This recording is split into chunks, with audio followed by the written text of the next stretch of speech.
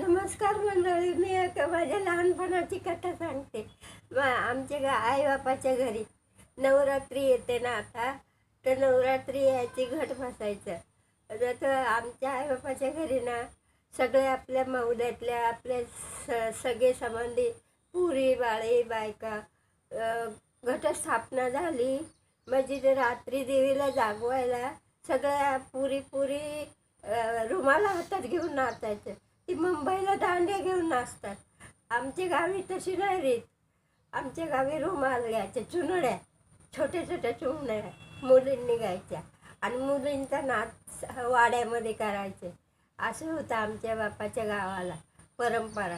9 दिवस पुरींना नाचवायचं, पुरींना खाऊ द्यायचा आणि रोज रोज 2 घंटे तरी नाचायचं.